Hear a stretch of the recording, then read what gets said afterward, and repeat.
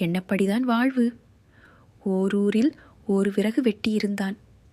அவன் நாள்தோறும் ஊர் எல்லையிலிருந்து காட்டுக்கு சென்று விறகுகளை வெட்டி அவற்றை ஊர் மக்களிடம் விற்று பிழப்பு நடத்தி வந்தான். ஒரு நாள் அவன் வழக்கமாக விறகு வெட்டி கொண்டிருந்தான். அப்பொழுது அவனுக்கு களைப்பு ஏற்பட்டது. அங்கிருந்த ஒரு மரத்தின் நிழலில் படுத்தான். அந்த மரமானது நினைப்பதை எல்லாம் கொடுக்கும் மந்திர மரமாகும். இந்த விஷயம் அவனுக்கு தெரியாது. அப்பொழுது தென்றல் காற்று சில்லென்று வீசியது. அது அவனுக்கு சுகமாக இருந்தது. இம்மாதிரியான நேரத்தில் ஒரு பஞ்சு மெத்தை இருந்தால் எவ்வளவு நலமாக இருக்கும் என்று அவன் மனதில் நினைத்தான். என்ன ஆச்சரியம்! அடுத்த கணம் அவன் அருகில் ஒரு கட்டிலும் அதில் பஞ்சு மெத்தையும் வந்து சேர்ந்தது. பிறகு வெட்டிக்கு மகிழ்ச்சி தாங்க முடியவில்லை. உடனே அவன் அதில் ஏறி படுத்தான். நாள் முழுவதும் கடினமாக உழைத்ததால் அவனுக்கு உடம்பெல்லாம் வலித்தது.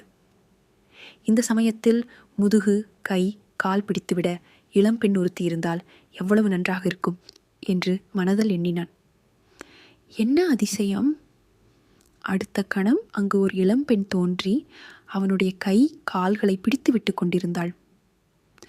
பிறகு வெட்டிக்கு ஒன்றுமே புரியவில்லை. அவன் மகிழ்ச்சி வெள்ளத்தில் மிதந்தான்.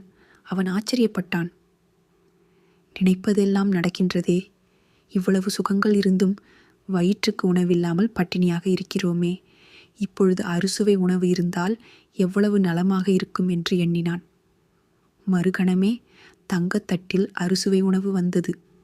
பல வகை உணவுகள் வந்தன. விறகு வெட்டி அனைத்தையும் வயிறார உண்டான். உண்ட மயக்கம் தொண்டனுக்கு உண்டு என்ற பழமொழிக்கு ஏற்ப விறகு வெட்டிக்கு உறக்கம் வந்தது.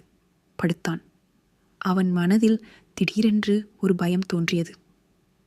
நாம் காட்டில் தனியாக அல்லவா இருக்கிறோம்? இப்பொழுது ஒரு சிங்கம் ஒன்று நம் முன் வந்து நம்மை கொன்றுவிட்டால் என்னவாகும் என்று நினைத்தான். மறுகணம் அவன் முன்னால் ஒரு சிங்கம் தோன்றி அவனை கொன்றுவிட்டது. நீதி! நம் எண்ணபடிதான் நம் வாழ்க்கை அமையும். நாம் உயர்ந்தவற்றை நல்லதை எண்ணினால் நம் வாழ்க்கை நல்லதாகவே அமையும். தவறான எண்ணங்களை எண்ணினால் நம் வாழ்க்கை துன்பம் நிறைந்ததாக இருக்கும். எனவே நாம் உயர்ந்தவற்றையே நினைக்க வேண்டும்